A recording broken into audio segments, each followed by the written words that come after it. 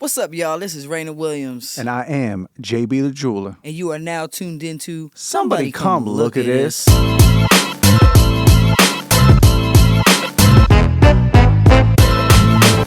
Yo, what's up? It's Raina and JB. We're back. Another episode of... I just took that out of nowhere. He was saying something and I was like, oh shit, I was recording. Jump up in there. It's all good. What's good, man? Did we get that? Or did it just... I picked up a little bit of you saying about inflections and stuff. Yeah. We're talking about gaining confidence in your own voice. What? And when that happened. For me, that took place probably at like 21. When I went to school. No, I took a public speaking course probably at like 20 years old. It was one of the best things I ever did in my life. Yeah? Public speaking course. Because I gained so much confidence in the things that came out of my mouth and the things that I said. And I remember I was like, wait a minute. Yeah, maybe what I'm saying is all right. It was a great thing. That's cool. When would you say, Raina, that you found your voice? Because I mean, you do music, you perform. You know, yeah. I remember honestly when I saw you. Not to cut off you going into what you're saying, but I just remembered when I saw you at Crossroads. Yeah, I remember thinking to myself, I was like, man, you know, room full of people, strangers. I was like, I kind of be little sweaty palms, little hand shaking before this, and you went out there and you killed it. Yeah. And so when did you gain that confidence, or did you always have it?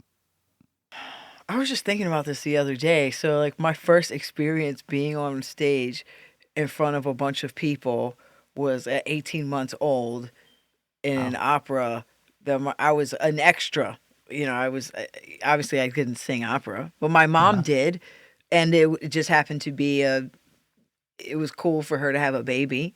And she had me at rehearsals and stuff, and they were like, why don't we just have her be, you know, your baby in this thing? So they had me dressed up in a little bonnet and whatever, looking cute. There's actually a picture that I've posted on previous Mother's Days with me and my mom, and I'm 18 months old. But she's carrying me across the stage, right? She's walking on the stage, and I just wave at the conductor. So, yeah, you know, you were natural. And you can't really see the audience. If you have never been on stage before when there's light shining at you, you can't actually really see the people, especially if it's dark in the audience. And it's not like a daytime where you're at like a festival or something, or say like, you know, you could see people if the lights shine on them, but you can't really see people. Okay. And I know that if I lock eyes with somebody and I'm on stage, even now, I don't want to say I'll get nervous, but sometimes it takes me out of the zone. It makes sense. You know what I'm saying? And I've definitely been nervous. Sometimes I'm nervous. I still get nervous, bro. I do, for sure. Yeah. I think, but I do feel comfortable on stage, if that makes sense. Yeah. I feel nervous when I don't feel like prepared. Yeah, of course. You know what I mean? So there's like those different ways. But again, like I've done this. I've been doing this for so long now. I think back to, I actually saw a video. This guy sent me a video of me from like 20 years ago, bro, in Baltimore at, was it the... So this would be what, 05 we're talking about? 2005? Yeah, something right like about, that. Right? Yeah, something around. It was a while ago, maybe even before that. Yeah. And I was... The Funk Box, that's what it was called. The Funk Box. They had an open mic at the Funk Box. Oh, a little open mic action. Open mic action. And I had, you know, and I was looking at myself. First of all, I was just like, why do I think that I'm the shit right now? On stage, bitch, this is your second or third time maybe performing. But, you know, I was feeling confident, and I had made the beat that I was up there performing to, and you know, I didn't even really. I watched a clip of it, and my wife watched like the whole thing because I don't like watching myself perform. It's weird. It's funny. I don't want to interrupt you. No, but go ahead. I actually got funny you say that because I was thinking about when you were talking about performing. It reminded me of I heard Johnny Depp did an interview. And I think I've spoken to you, I don't know if it was on the podcast or it was just when we were talking in general, but Johnny Depp is one of the actors that refuses to watch his own movies or refuses to watch himself act Word. because he cringes. He can't take it. Yeah. And he doesn't like watching himself. Yeah. And he told a story one time, and I found this out. It's on a late night show that he had some of his friends take him. They were like, "You got to go to the premiere of your movie." And you've got to sit there. And maybe he went to premieres in the past, did the red carpet, and then like kind of chilled, left. But he never went in and actually watched the movie with people. And they told him, they said, "You got to, no, you got to get in here with us and you got to watch this movie." And he didn't want to. And I remember he said that he wanted to just like, he basically wanted to become one with his seat. He wanted to just crawl up because he couldn't stand sitting there watching himself act. And I think I may be wrong, but there's other actors as well. I think Tom Hanks was another one that does some actors that you'd be like, they're masters of their craft.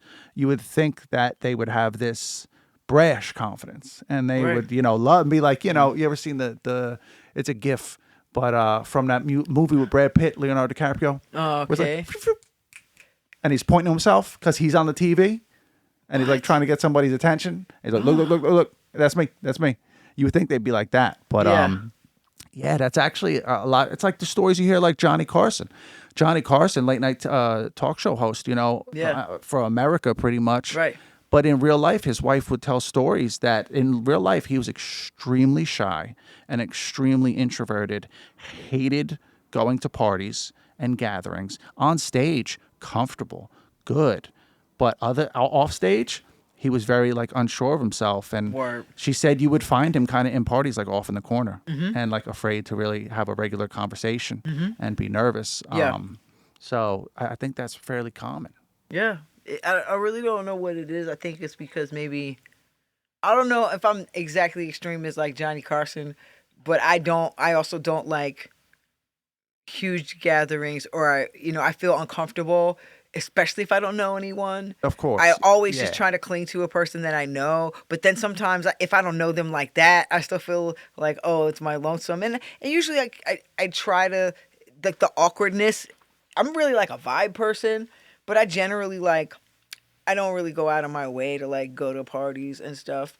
I'm about like networking. I think that that's cool. But even then, like I have to like force myself to do it. Because then once I'm there, I feel a little bit okay. But it's, I feel awkward. So, yeah, I mean, all that stuff. Because I feel like a lot of times if I can speak for myself, when I'm on stage performing, I feel like actually I'm being more of myself versus when I'm in the world, I feel like I have to perform.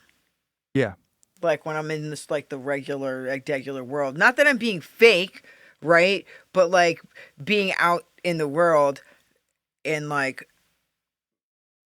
I guess the older I get, the less I'm caring about my quirks and like just being out in public. Like I'm the one like singing at the grocery store while I'm shopping. Like I'm the one dancing out. I'm the one making videos of funny food names and like do you feel like maybe I'm gonna talk because I feel the same way. The funny you talk about having to perform for people. Yeah. I'm going to speak on why I feel that way because I've kind of been able to psychoanalyze myself and see why. Do you feel like because you do music and because you're present on social media and you're present as a music figure and a performer as part, almost like an occupation, it's a passion, but it's an occupation. Do you feel like I also have to be that because when I run into someone that doesn't know me, I need to perform there because I feel like they'll second guess my credibility as a performer if they find my music later on. They're like, well, I met her in person and she wasn't anybody like how she is on her tracks or at her concerts, and so you feel like you have to continue the performance at all times because, you want to have a congruity between the two things. I feel like sometimes when I show up or like I'm going, or sorry, I feel like sometimes when I'm coming into the room or into a space and I say I'm performing, or it's like now a lot of times it's the way that I'll introduce myself to people. But when I go in a place and I'm in performance mode, but then it's also a socialization mode, I used to feel like I had to always be on. And I remember because I had an experience years ago where back in the day when I was cocky when I started out, right? So then when I got to That a certain brash young point, confidence. exactly. And then so when I got to a point where I was starting to do a little things in the scene, or like, and I had actually, I think it was right after I started doing stuff for like music publishing, and that was kind of a thing that I didn't know any other guys in Baltimore really doing it. Yeah. And so I felt like, ooh, I had this thing that I'm doing. Yeah. And then I would talk about it sometimes when I got on stage, like, yeah, I've been, you know, and I guess I sounded kind of like rah rah rah rah, because someone said, oh, you sound like you lord you use your credits and your, what did he say? You use it to lord over your peers or whatever. Like you use this to, and I was like, damn. And he was like, and then I don't know if it was the same person. We were, because I think I touched a nerve with him or something he said, because he was also kind of like this cocky guy, but then he wasn't soft about like telling you about you, but he also had, so you kind of like poke at him, but then he was like, oh, well, you. He also said to me, he was like, oh, yeah, and I saw you kind of snub this guy when he was asking you a question. You kind of brushed him off. And I'm like, yo, this person was really, first of all, you motherfuckers, you was really observing me. Yeah, that's what it first sounds of like. all. Yeah.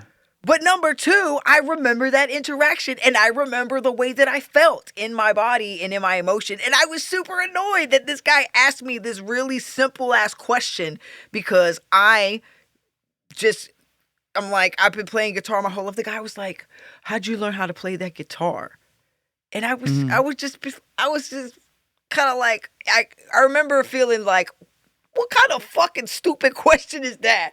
And I think that was on my face. Yeah. Like, if someone were to ask me that now, Yeah. I would have totally been like, yo, I taught myself when I was 12. And like, I would tell them the story. I think because you have, you get more wisdom as you get older. Of course. And also I think you get more patience as you get older. Yeah. Hopefully, right? Not all people.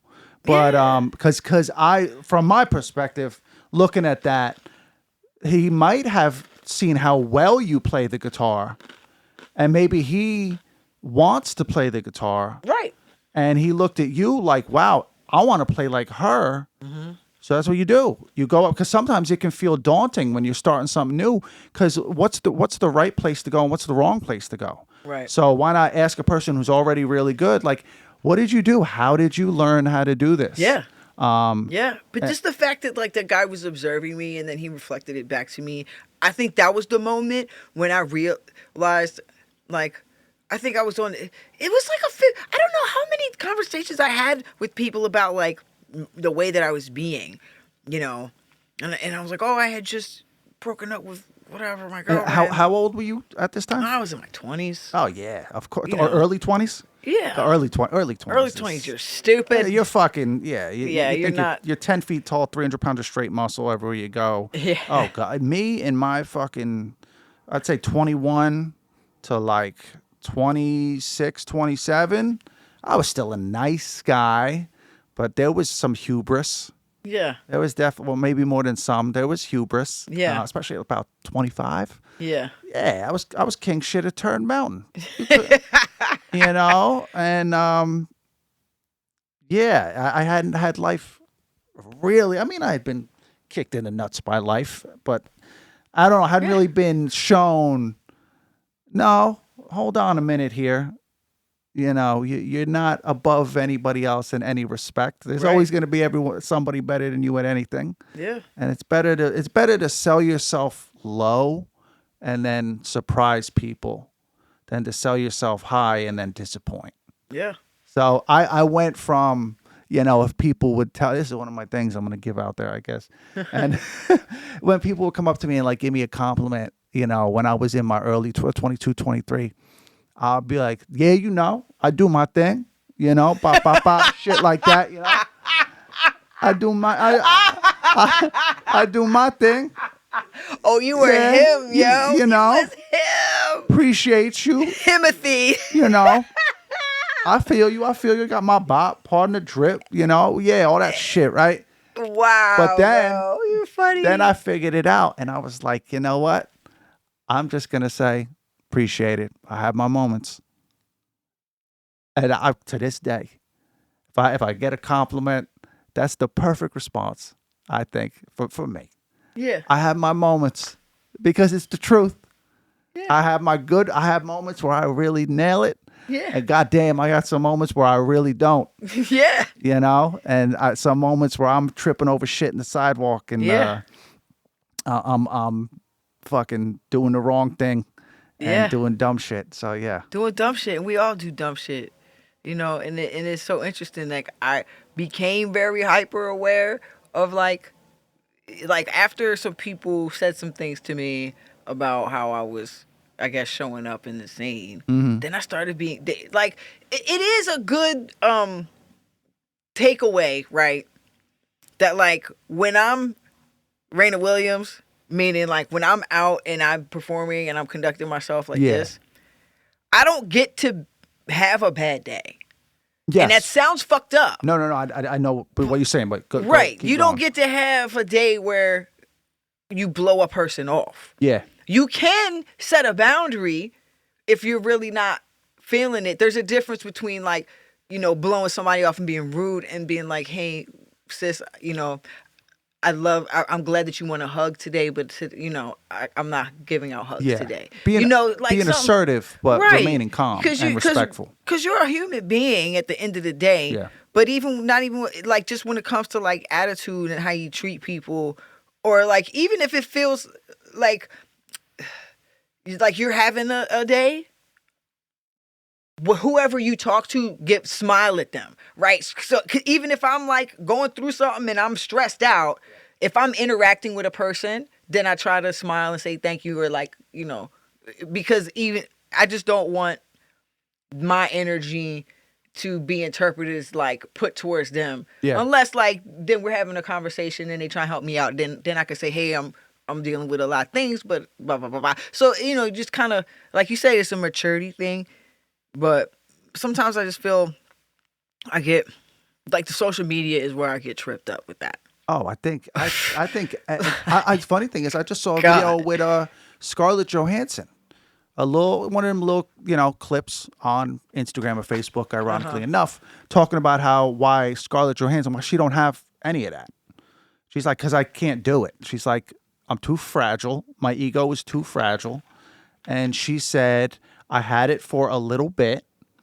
And she said, I deleted it when I realized that I was on there for an hour looking at the page of someone I worked with, someone's brother that I worked with on a movie. Like, she worked with this person on a movie years back, and she was looking at that person's brother's page and seeing his family pictures and where they went on vacation, and was starting to feel bad about her own life that she didn't feel before, and trying to feel like she needs to go on vacation there because look how much fun they're having, and I need to have. And she said, I deleted it right off my phone because she was conscious enough to realize what was going on. Yeah. She's like, I didn't feel like this before. And now scrolling through this, and she didn't even go into like comments. Oh God. The fucking comment section. You got a bunch of miserable fucking people on there that want to go on there and just spread misery. And if I was really famous, I would never really want to be really famous, which is odd enough doing a podcast. But I would never really want to be really famous. Yeah. Because of all those comments. I would literally hire somebody. Yeah. To go through my social media, and I would be like, listen, just give me like 5 nice comments. I don't want to hear any of the negative. Mm-hmm. I don't want to hear any of the mean shit. I don't want to hear any of the negative. Right. I also wouldn't want to turn my comments off. I feel like, I want to put it out there, but I understand if some people would. That's what I would do. I'd be like, yo, look through my comments.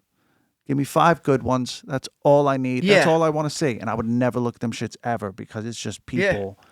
It's people trying to get the best joke, get the most likes, saying shit they don't even mean. Like, you ever seen the video with a guy on Facebook who he posts pictures with his wife, right? He's a white guy. His wife is black. Yes, I what know guy- who you're I wish, talking about. I wish I had his name. Deuces. I know exactly who you're talking about. I wish I had his name. I've only seen like 2 of his videos, man, but I love what he Eric does. Stone. Is it? Is that his name? Eric Stone. Eric Stone, he will go on there and he will literally, he called up this guy. I saw this. That left I saw this. the comment about, it was very, F you and you're talking about his black whore wife. Yeah, calling her the N-word. And he found this. He found out where this guy worked because it's all. That's the thing. These guys, it's all on their page. Yeah, it's all on their page where Yeah. they work, their family pictures and stuff like that.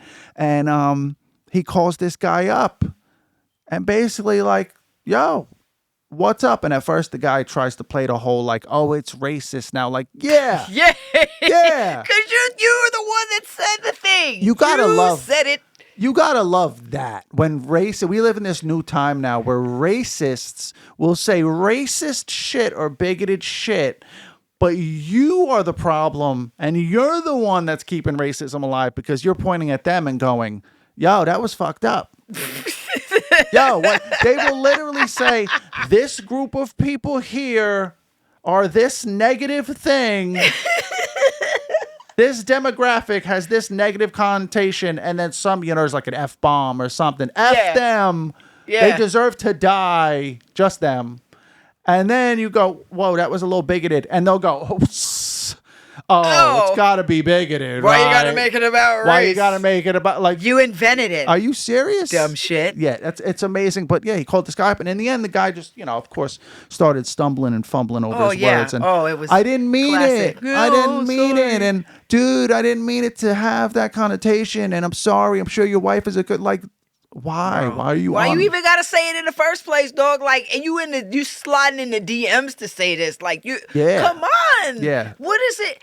My whole thing is this. Like, I understand the feeling of feeling compelled to engage with these fucking strangers. Like, they're literally NPCs. These people. Yeah. Like, we forget. Like, if you don't play video games, you don't know what an NPC is. A non-playable character. It's motherfuckers in the damn Grand Theft Auto that walk around talking about, I've been drinking again. And shit, you can beat their ass and take their money, but they won't fight you back and shit. They'll just run. The guy working the counter, the guy driving the car, you pull out and, yell at him. You might even be able to engage with them, but you can't be them. Exactly. They're just there. Yeah. And so, like, but that's how people on the internet are. They're just there. And then a lot of these motherfuckers out here really are bots. Like, did we have this discussion about Homeland, season 6 of the show Homeland with Claire Danes? About how they basically are showing you how a bot farm is run. We may have, but I've seen also like Vice has done some documentary where I've seen it's basically almost like a warehouse of phones plugged in.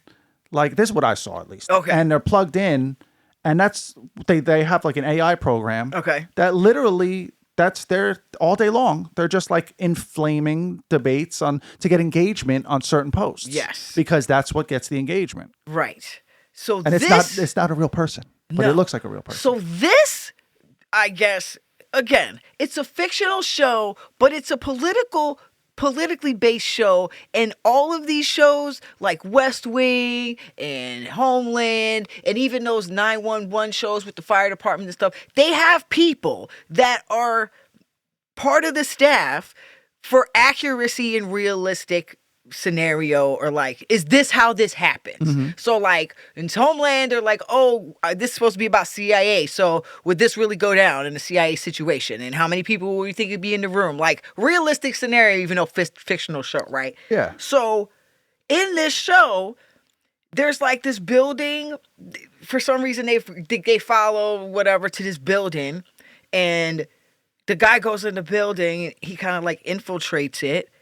And he notices like this room with like all of these computers, but like nobody's in the room. And like it's like 6 levels underground in some like one of those, industrial park type spots, but it was underground, not in like the building, like in the top floors. Sounds like some spot out here by Newark Airport. Yeah, like there's tons of those industrial places. And do you know if there's bottom floors versus top floors? Yeah. Anyhow, so later in the show, a guy ends up getting in and like figuring out that there's people there for like the first guy that got in and he saw the room, he was like, there was people here for a job interview.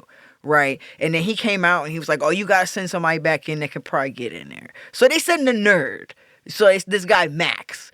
And so, because there was a get the nerd. Get the nerd. Because the guy that infiltrated at first, he sits down and like chit chats with the guy and he asks him, oh, what are you here for? He was like, that IT job. And then he was like, everybody here in tech? He was like, yeah, in some type of private sector or government. It doesn't matter. We're all here basically for the same job. And the guy was like, And then they kicked the guy out because he started trying to get in there and they kick him out. So they're like, you got to send a nerd in to try to get the job. So they send the nerd in. So the nerd is in there, and he gets the job, interviews with this Alex Jones. They model this character that's like Alex Jones guy, Alex Jones, right? InfoWars. Yes. So he's down. He's like, oh yes, I love it. He's talking like this to him, like that. And then so the guy gets the job, and so he goes down there with the rest of the fucking nerds. And that room that the guy saw on computers, there were nerds in there. But the screens were all messed up. And they were like, fuck, I can't get it to work. So when Max comes in, he's like, let me see, I can fix it. Boop, boop, boop, boop, boop. He gets it. The screens pop back up. They're like, yeah. And you on the screen are like umpteen windows of different Facebook accounts. And he's on a computer. He was like, okay, Poly Girl from America 127, who's that? And a guy's like, that's me. And he's like, what about Rah 619. The guy's like, that's me too. And everybody in that room was in charge of like 15 to 20 fake accounts. And then the guy who's an Alex Jones guy, he's like, okay, people, you got your talking points. Make sure you go in there. We want rage. We want right? Yeah. And I was like, what the fuck? Like, it blew my mind because I've seen the phones, right? We've seen that. But people getting paid to just rage bait. Yeah. And in the show, the CIA guy walks in, the fucking guy running the CIA, he walks in and shaking hands with the Alex Jones dude. So it's like, and they're pushing a narrative about a certain political candidate trying to make, it's a whole, and you watch these shows and you're like, bro, I literally watched that early, like the end of last year, like in the fall.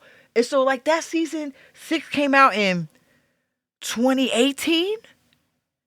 And I'm just like, which at this point, I remember it was 8 years ago. Dude, like, it's just crazy how, like, you go back and watch these shows and the way that they age and the way the relevance of what they're saying, even in these fictional programs, is so, like, on point. Like, that entire season 6 of Homeland is literally what's happening right the fuck now. Yeah. Like, it's kind of scary, just the way it, just with the information and, like, who's being protected and who believes what and, like, which presidential candidate. Like, I think the next season after that, the lady who's president, she's like throwing all of these people in jail because somebody tried to kill her. So she thinks everybody, so she's just locking up everybody in the fucking government. Oh, I think it was you, the conspiracy, you.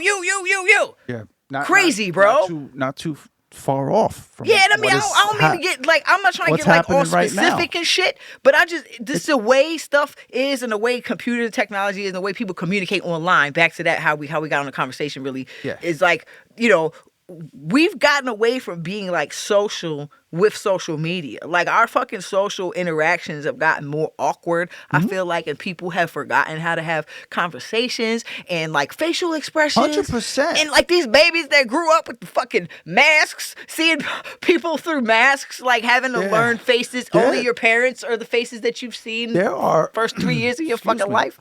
There are people now that wear the mask because they discovered that for them, and I'm not like knocking this either, that's like a security blanket. You know, you'll have people that wear the mask and they're not sick.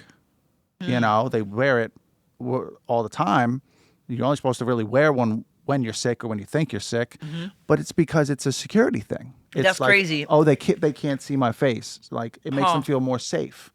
Wow. I never thought about, like, I do think about it, but I'm not trying to police and be like, I wonder why they're wearing it. Like, oh, you Yeah. know, I don't care.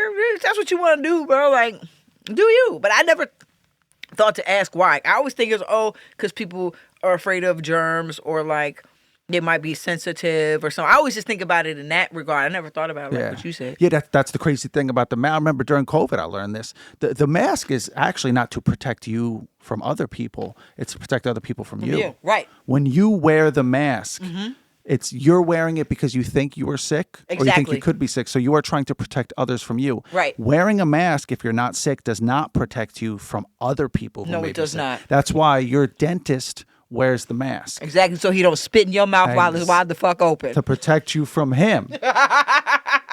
Exactly. No And one to say it, don't spray it. Doc, what did you eat for lunch? yeah, we don't want that, right? Nah. And that's also, I love to ask that question to anti-mask people. Is I like to be like, so you're all right with your surgeon going there to open-mouthed? Yeah. Right? And of course not. Right. Of course not. I say it like this. If I could smell a fart through the mask, then the damn germ is getting to that bitch. It's getting through. molecule. If you could smell they should. I think that's how they test N95 masks. Actually. You know, they just send fucking Todd in there with a belly full of Taco Bell, Hey, yo. and they say, "Hey, can you? Hey, can you? Can you smell that, You smell bro?" that?" They time it to see how good it is. They got a stopwatch. I want to speak real quick before we move on to something else. You talking about the need to perform, right, for other people, right? Yeah. I want to get back to, because I was going to say, I feel the same way. Because the funny thing is, when I was younger, I was shy and I was introverted and even like standoffish in a way. And that comes from like when I was younger, you know, I was a small, skinny, baby face white boy. Yeah. And that is an easy target for bullying. Oh, man. That is an easy target, right? So I had some bullying in my life.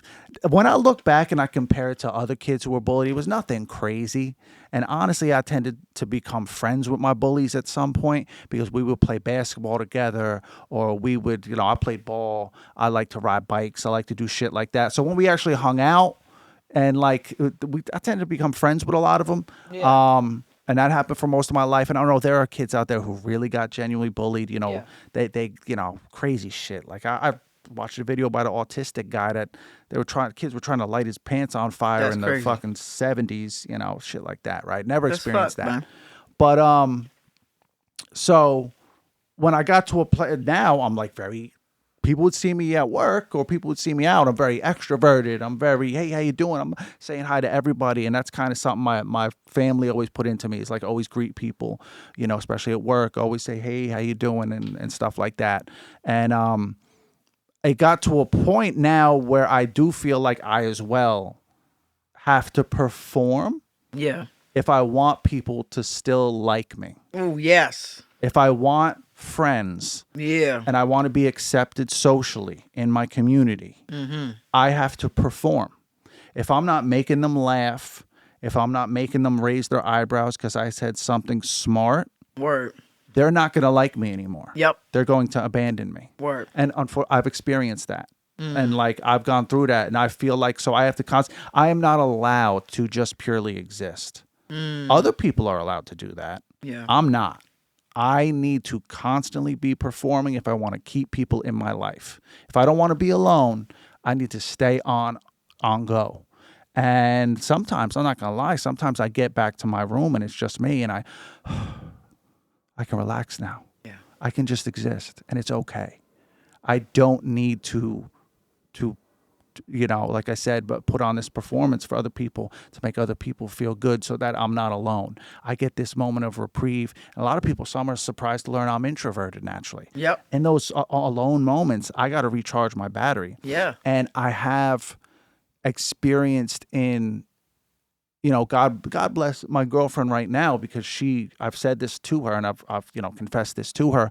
And she's always like, you know, you don't got to perform for me. You don't got to perform for me. It's fine if you just want to lay down and watch the game tonight. And but there's just still that part inside of me that's like, thank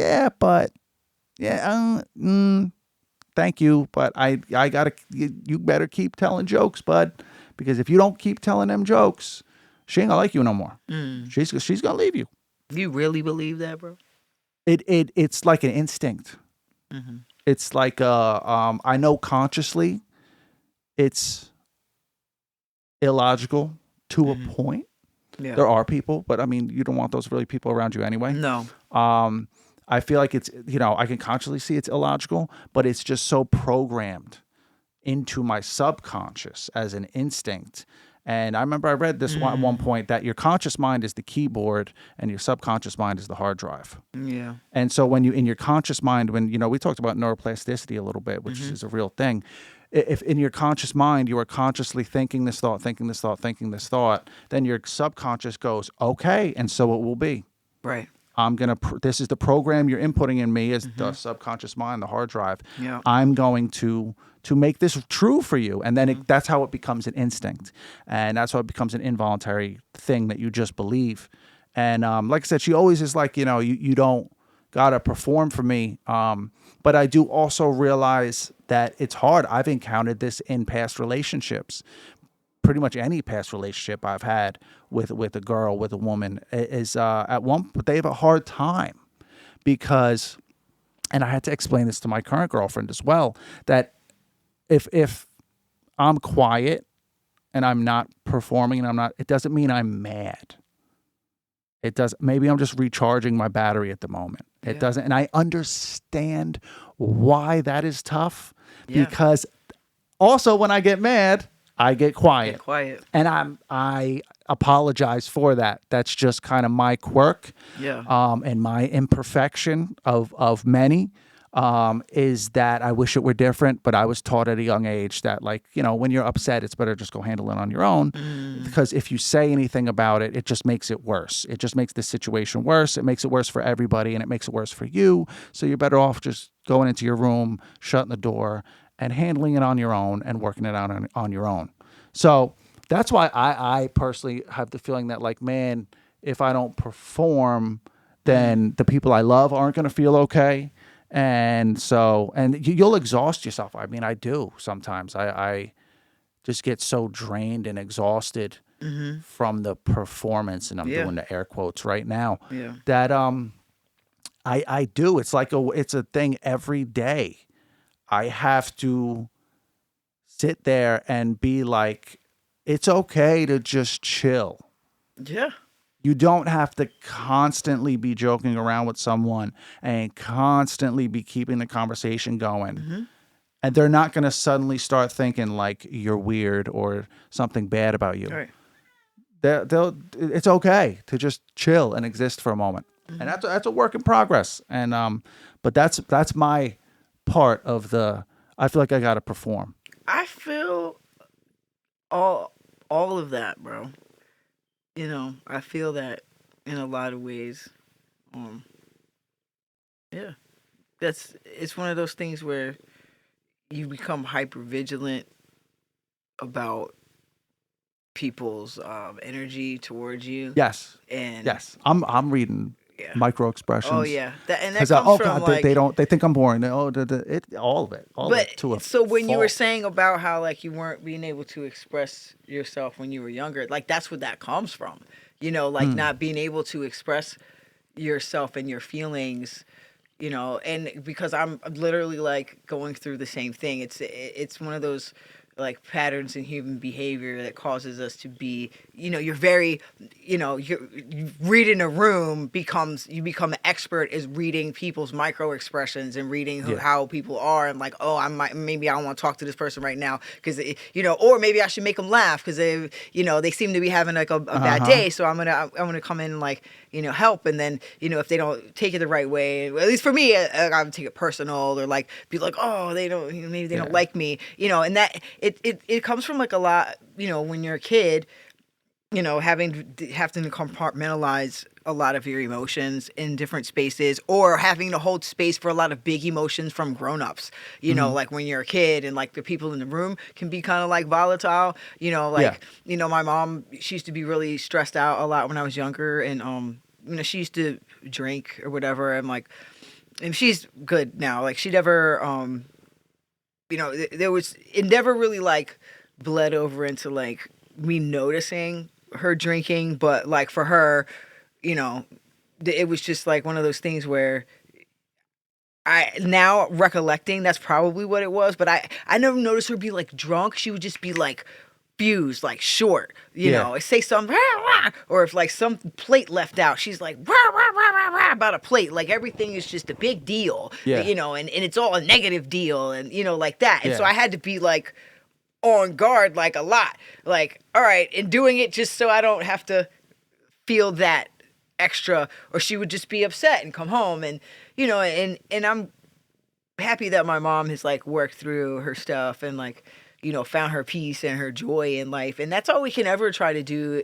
If you, especially when you start to notice shit like that, when you feeling, you know, like who am I? Like, it's so interesting. Like we were talking about when I was 20 and like we were 20 and you're like this. And then, you know, you're in your 30s and like I'm in my 40s. And like, even just now, I'm thinking about me just a few years ago and being like, damn, you know, I thought like, well, I knew there was something shifting inside of me that I was starting to reflect on myself, but now it's to the point where I'm trying not to really beat myself up anymore about stuff. Yeah. You know, like whatever it is, like, all right, well, what can I do to try to like adjust it?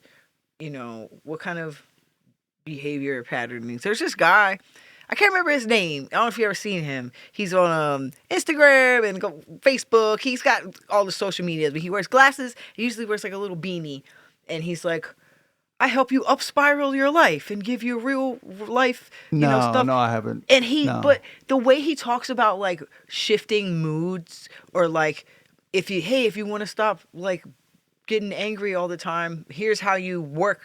It's not like a magic pill, but these are the exercises that you do to literally like change your brain, like that neuroplasticity your brain, thing. How it works. And a lot it's of a real it, thing, bro, is being present.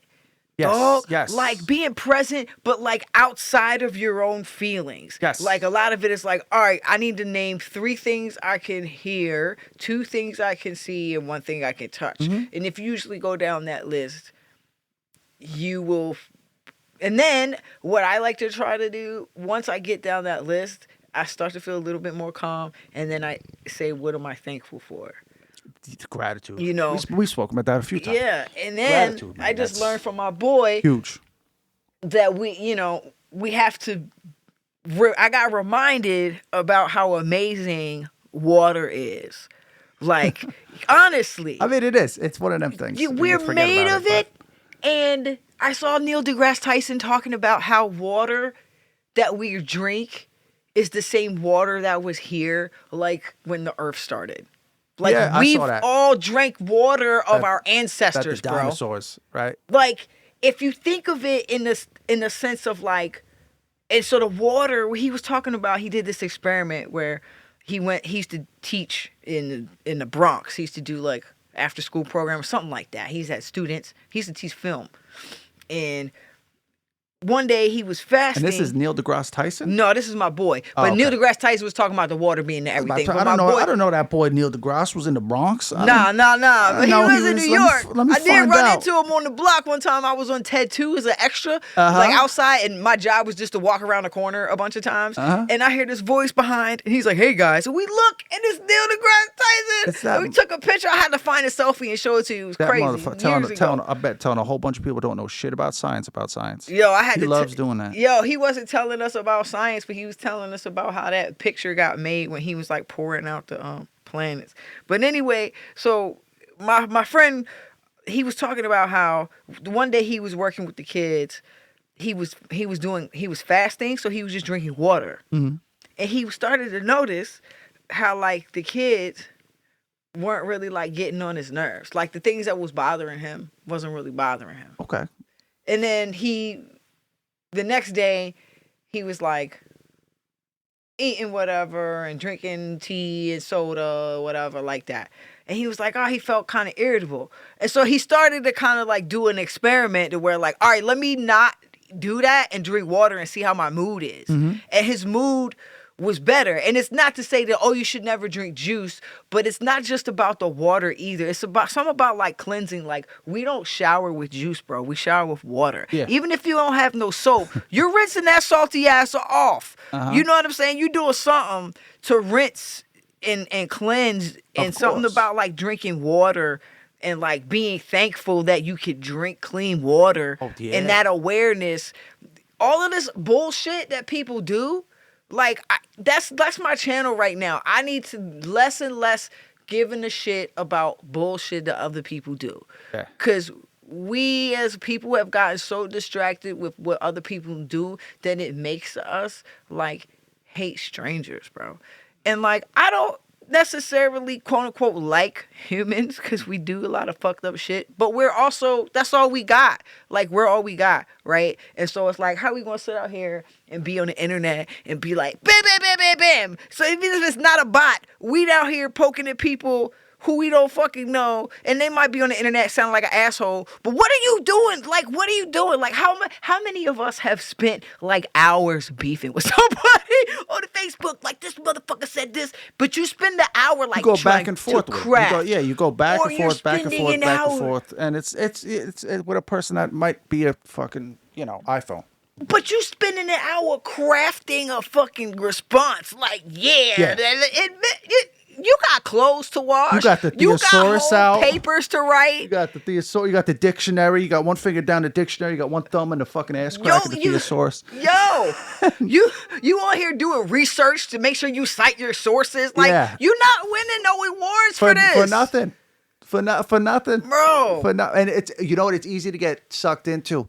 But what you were saying earlier, it brings me back to a quote that I about being in your head. A quote that I love, and I forget where I heard this from. But it was that staying present in the moment, live where your feet are, not where your mind is. Oh yeah. Live where your feet are, not where your mind is. Yeah. And again, it's an exercise, and you have to make an effort to do that. It's not going to happen overnight. It's not going to happen in a week. But it's like any exercise. You keep doing it, you'll see results. Yeah. And be consistent with it, and you'll see results. And stay present in the moment. Yeah. Stay present in the moment, because, one, bad shit can happen when you're not present in the moment. Bro. I found that out yesterday when I went, Evel Knievel over a speed bump in a parking lot. My Avalon. I was in South Plainfield. I was in, I think it's called Centennial Square. I looked this shit up. Because these speed bumps, I swear to you, Raina, these fucking speed bumps, you can't see them. You can't see them.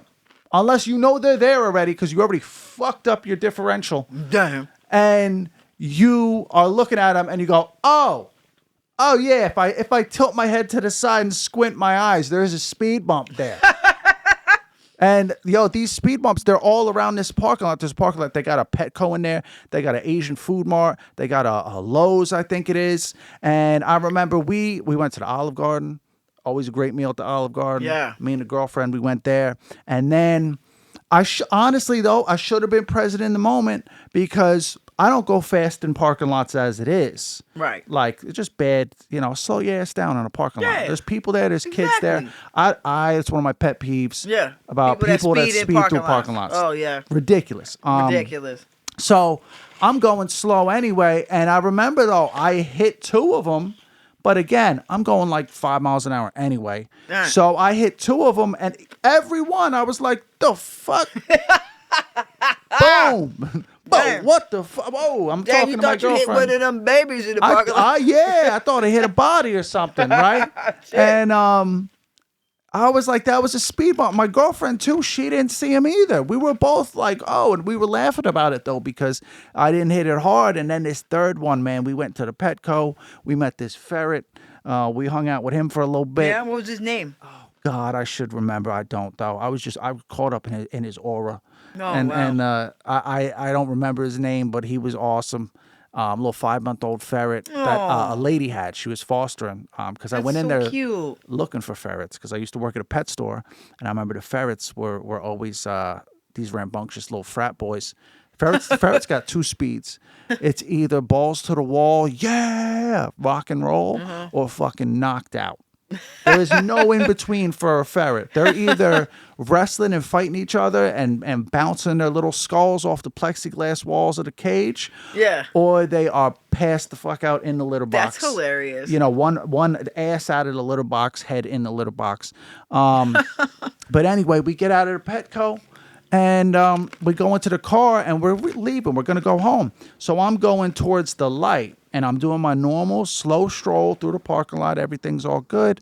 And we get in front of the Lowe's. And I remember I saw this guy out in front of the Lowe's that worked there. And he was just kind of sitting on the pallets looking out on the parking lot. And I said something. I was like, oh, he's just chilling over there. I think I realized why he was chilling because it's probably a show. He just watches people fuck their cars up all day on the speed bump. Because, yo, I thought I was home free to the light. No. I thought I was home free to the light. No, you didn't punch it. And I kind of punched it. Not really. Like, I wasn't Paul Walker or nothing in the Fast and the Furious. But I was like, all right, let's get to this light. And the speed bump was right in the same area where the crosswalk is. Oh, yeah. So the lines for the crosswalk, the yellow lines, because it's a low, so it's a little wider, those yellow lines, and the speed bump is like in those yellow lines. Oh. And most speed bumps that I've seen that are clearly marked, my neighborhood has a couple, they basically have those lead up lines. Yeah. It's like small line, bigger line, bigger line, bigger line, bigger line, speed bump, lines on the speed bump. So you know, right? These don't have that. No lead up lines. But when I looked back after I caught air, I looked back because you'll hit it with the ET fucking thank God front of the moon. I didn't actually catch air. Thank God. I don't believe there's anything wrong with my car because I went out and I pulled off into the parking lot afterward. We're going and it just boom. Damn. And as I hit the front of it. In my mind, you know how like when Ricky Bobby and Talladega Nights was flipping over and he was just like, oh, this bad. You know, like he's just thinking about it in the moment. I fucking hit that speed bump and before I landed on it, in my mind, I was just like, hit that way too fucking hard. And I'm just waiting because at that, you can't hit your brakes at that point. You're going. And it came down and honestly, there was just like a light, like boom, when it hit, which I believe was just the shocks, you know, being pushed to their limit. Because I didn't feel anything underneath. The car drove fine afterwards. Yeah. But when I hit, I was pissed the fuck off. Oh, yeah. I was motherfucker. You could ask my girlfriend. I'm just like, what the fuck? Yo, I know that. Fucking Steve. I'm cursing the mayor. I'm cursing these pieces of shit, man. That's who gets cursed, the mayor. I pulled off into the parking lot, and I got out of the car, and I'm being demonstrative, and I'm looking back at the speed bump like it's a real object. I'm like you about to tell us something. Like it just said something about my mother, you know. And I'm trying to look, and I see it's got these little like. It's got these little white like X's across it. That's the only mark it was on the speed bump. It had white X's on it.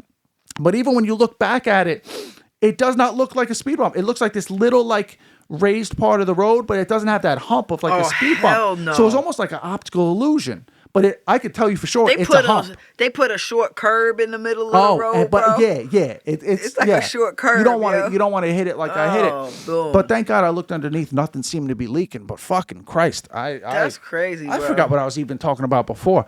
What led into this?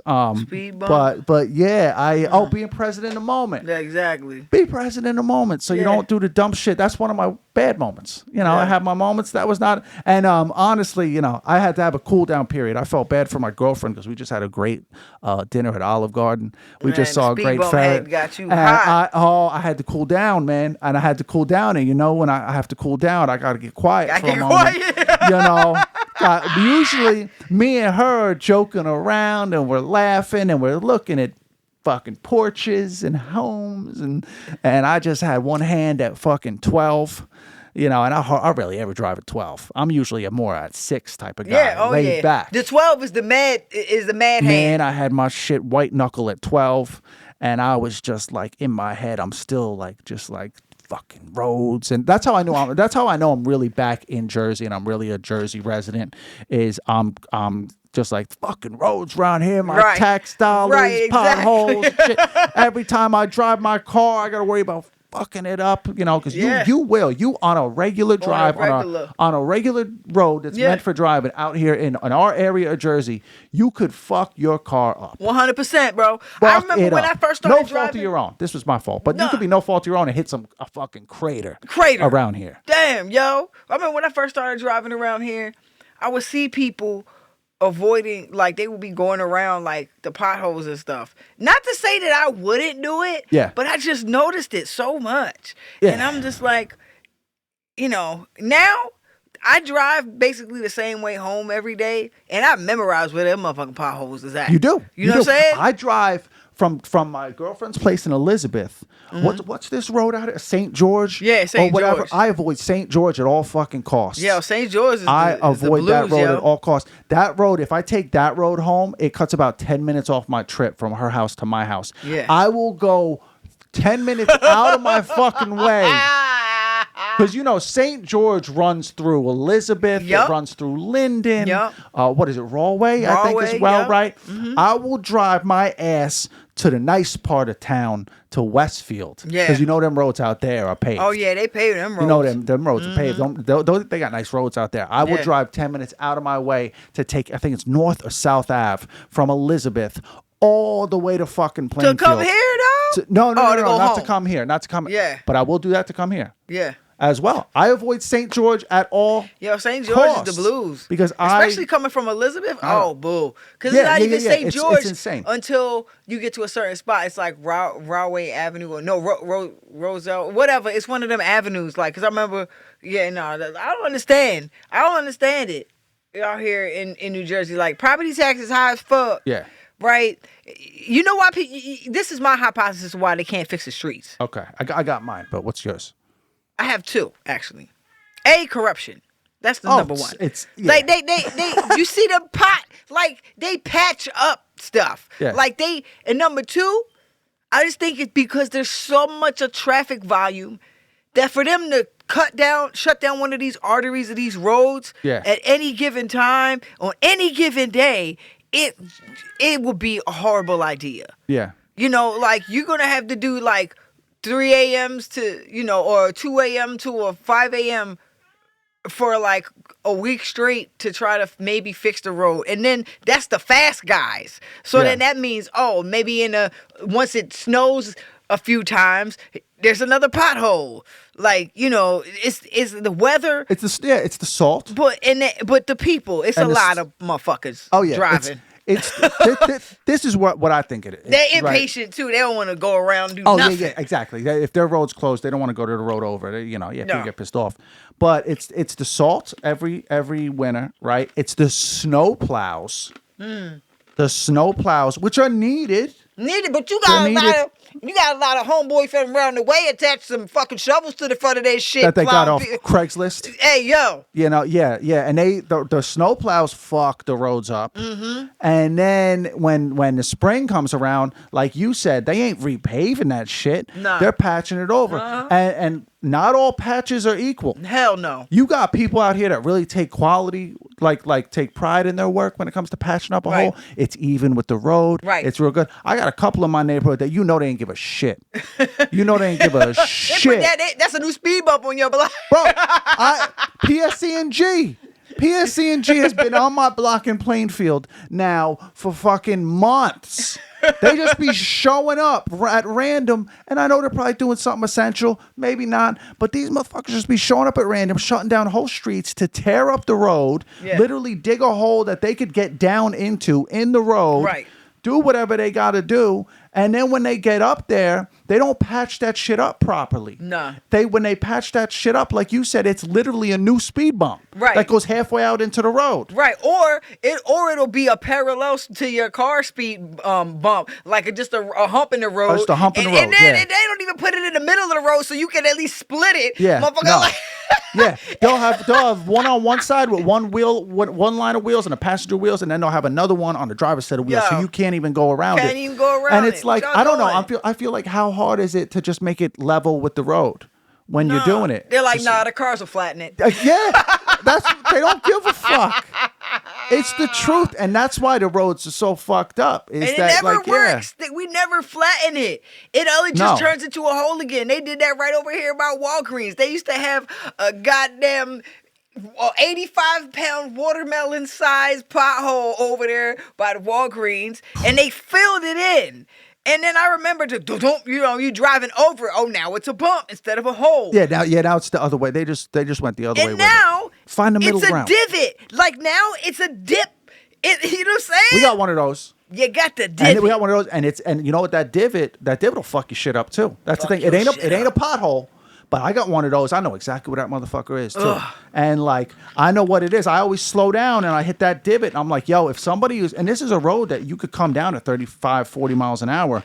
I'm like, if somebody didn't know that was there, you could mess your shit up on some of these potholes, man. I feel like we gotta have recognition for people that really take pride in their pothole filling work, and those guys deserve recognition, and then the guys who do shitty work deserve to get called out. Yeah, you gotta call them out, bro.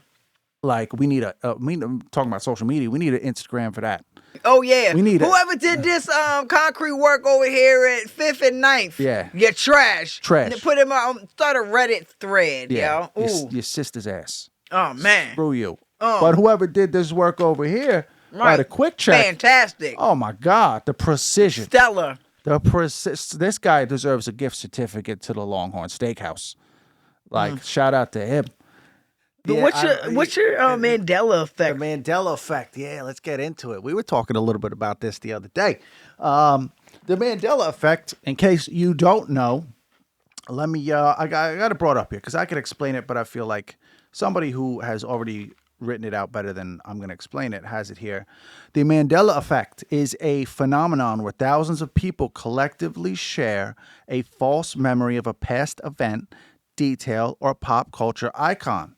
It is named after the widespread, incorrect belief that Nelson Mandela died in prison during the 1980s, when he was actually released in 1990 and passed away in 2013.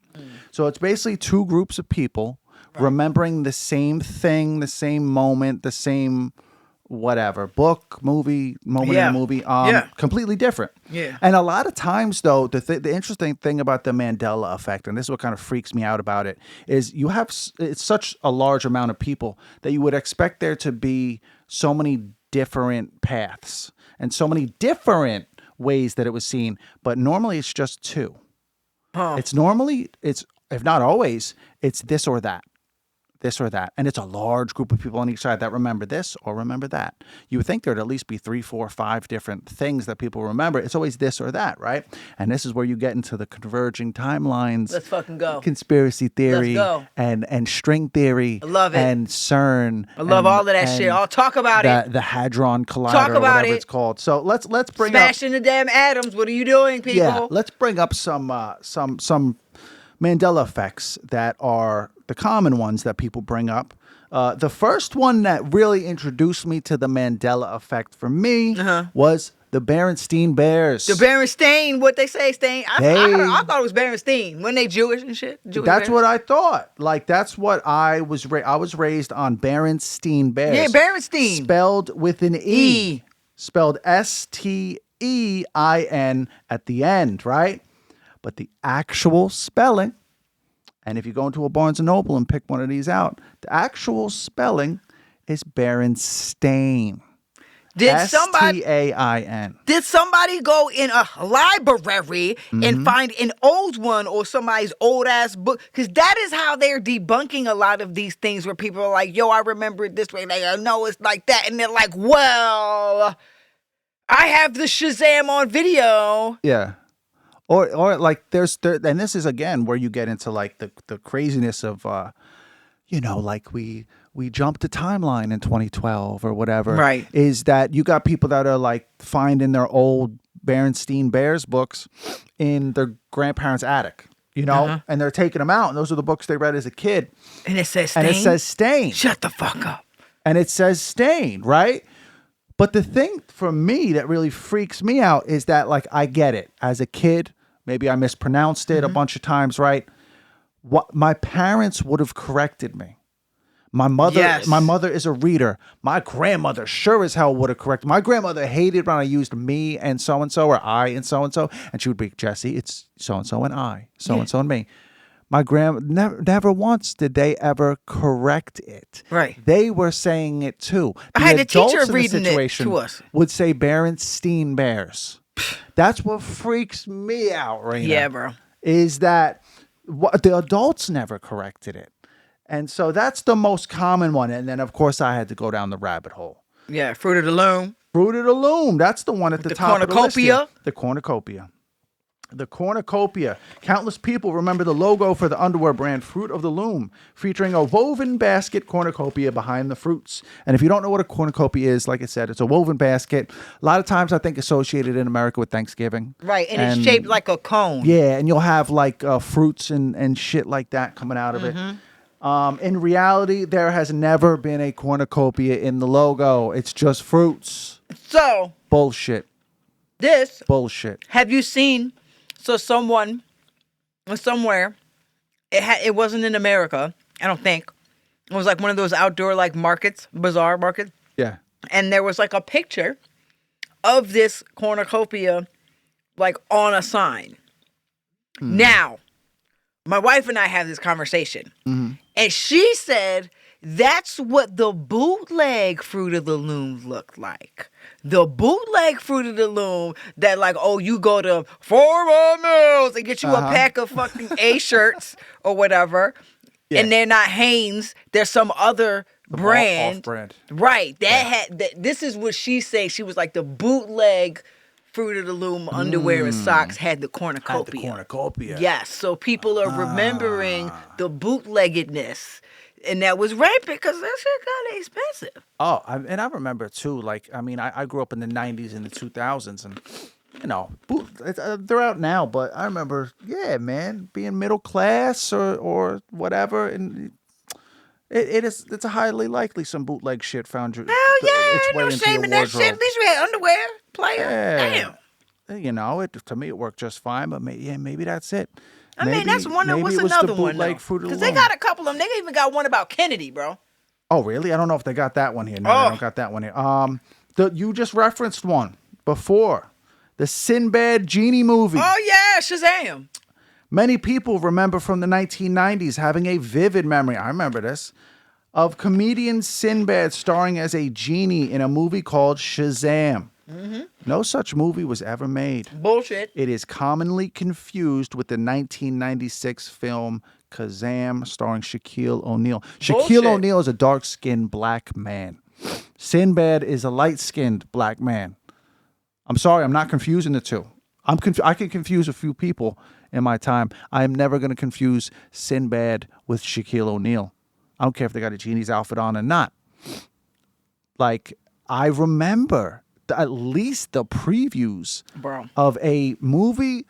And you know what? I was just going to say, I remember, and it was like Sinbad, and it was a little white kid with the curtains haircut. But then again, that was like the typical kid character in any of those movies was a little white boy with a curtains cut. So that really doesn't tell you anything.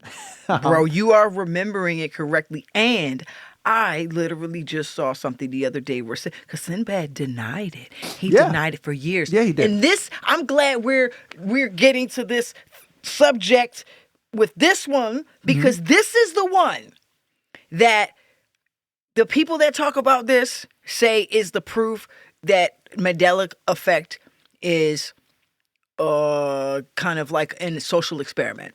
Okay. Because Sinbad just came out the other day and admitted that, yes, he made the movie. And there are hundreds of people who have this shit on VHS. And they have been posting clips of it on the internet. Like, yo, and the fucked up, this is going to fuck you up. Okay. At the beginning of the movie, when there's like an attic and they find, that's how they kind of find wherever he's in. I maybe vaguely remember watching it when it first came out, but I really wasn't too into it. Yeah. But like, at the beginning, they show, if I'm not mistaken, all of the things that people, they show a Berenstein Bears book and they show a newspaper having to do with Nelson Mandela. I need you to fact check me on it.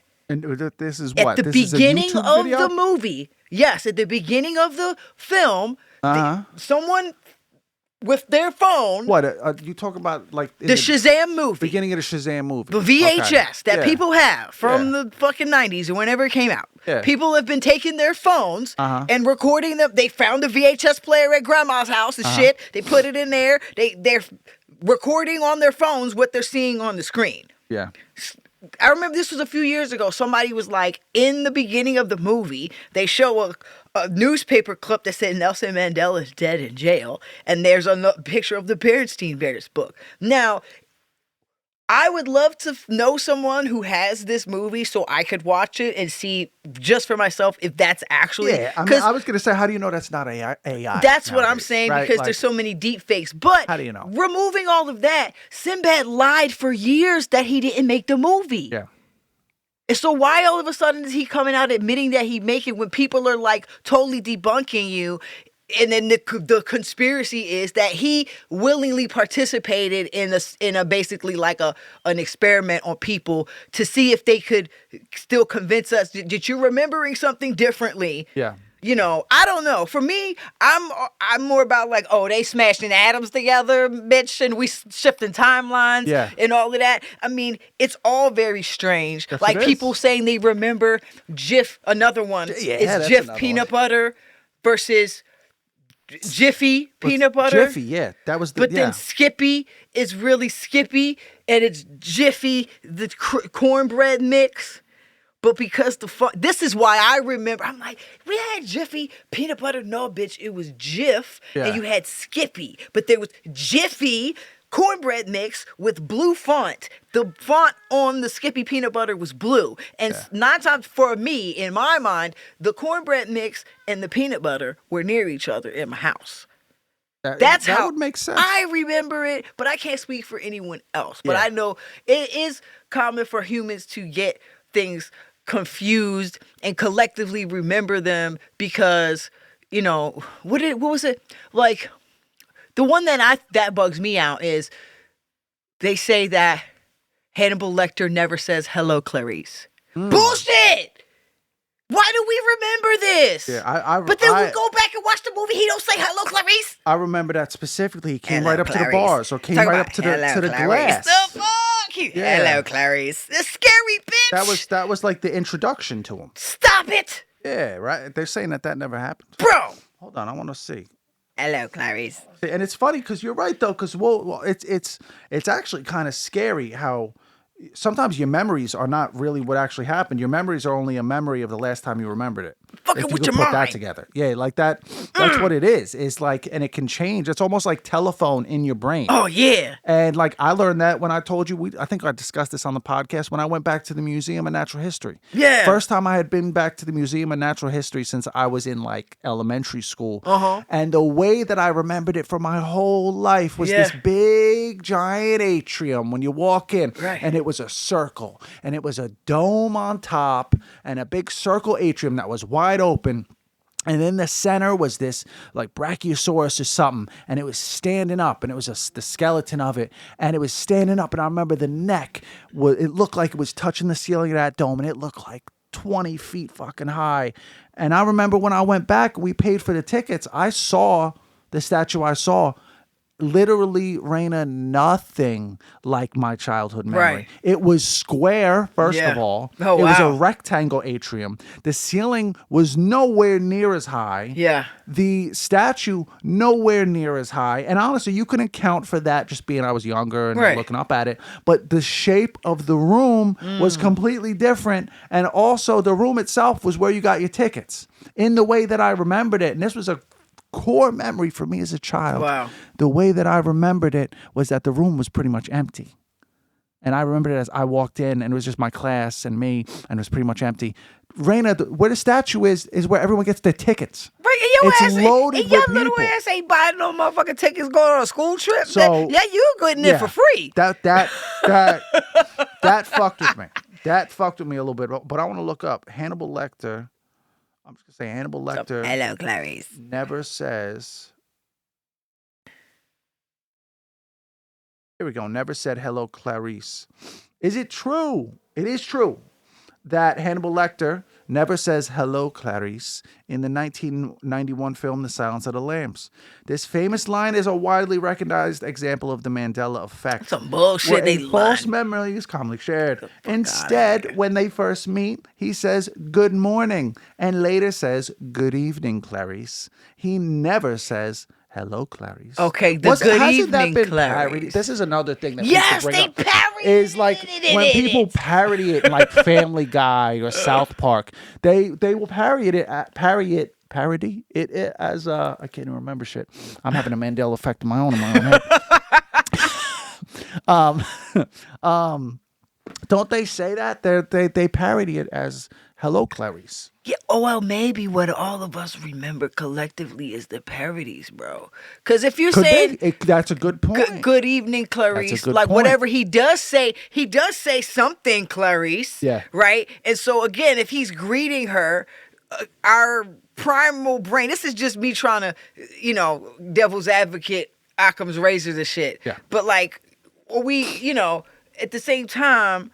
Are we really gonna? Is that the right thing? Occam's razor? I don't know if that's whatever the shit. I love Occam's razor. Yeah, but I think I'm using it right. I think Occam's razors usually go with the first answer. It's the simplest answer. Yeah, for me, the simplest answer is that we remember him saying something, Clarice, and because they've parodied it, and when you parody something, you're not exactly doing it the right way. Yeah, or, you're trying to make it funny. And hello, Clarice. Like, and that probably stuck with people from the first time they saw the parody because it was just fucking funny. And then people just keep rocking with it. It could be that, right? Because it's like all of our memories, like, super perfect. We have like really advanced brains, bro. Like, we process so much information on a daily basis just being alive. Like, just right now, I'm getting it. I think I might have mentioned this before, like the inputs of this entire room and like me knowing what's out there without seeing it because I've been there. Like, that's all stored in my mind. Oh, and that's like, that. Yeah, that's a whole nother rabbit hole. There's nothing that we see or sense when it comes to our senses that inherently exists. Every one of our senses, sight, what we see, the colors we see, what we hear, what we touch, is all our brain telling us this is what you are to see this as. Yeah. Like, yeah. Color, things don't inherently have color. It has color because of the way light is being reflected in your eyeballs. Right. When you touch something, first of all, you're not touching it. There's always some sort of molecular. You could tell I'm a scientist, right? I'm a real smart fucking guy. Molecular. I'm over here trying to explain, sound smart. I got you. It's got a barrier between each thing. Like, I'm touching the fabric on my pants right now, but I'm not actually touching it. Right. My brain is recognizing what's going on and is telling my fingers, this is what this feels like. Right. This is what this tastes like. Right. Like, and that's the amazing thing about it. And like, that's why when people say that, hey, we might live in a simulation. Yeah, we do already. Yeah. Your brain, the supercomputer of your brain is what 100%. Everything you see here. Like when I clap my hands, right? You see my hands. And when my hands touch and the clap happens, you see it as happening in one.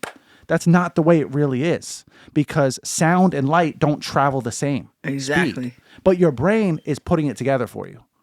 And here's one that freaks me out is if you close one of your eyes, right, and then take your finger and put it down here and just move it like this. Tell me where the dot in your eye is. Is it where your finger is? No. It's on the other side, correct? Yeah. It's yeah. So it's that has to be having to do with the fact that the images that we input are upside down, and then our brain reverts it back to right side up. Yeah. That's the way our lenses are created. There's an insane amount of input going into and your brain is constantly like sorting it to be like, this is important, this is unimportant. And I've also heard that dreams are your brain kind of like going through, because you're this is what I believe, on a functional level, is that your dreams are basically you walking around in your own subconscious. And like they say that every face you see in a dream is a face you've seen in real life. But you just don't remember it, because if you literally remembered every face you saw, every input, you wouldn't have time to consciously think. You would be so overloaded with everything. And so dreams could be your brain just kind of going, all right, delete this. This isn't important. They say sometimes that's where deja vu comes from. Oh yeah. And stuff like that. It's insane to think about, like, how much information is constantly coming into our brains. That could possibly be what the Mandela effect comes from, is just that amount of information in there. Yeah.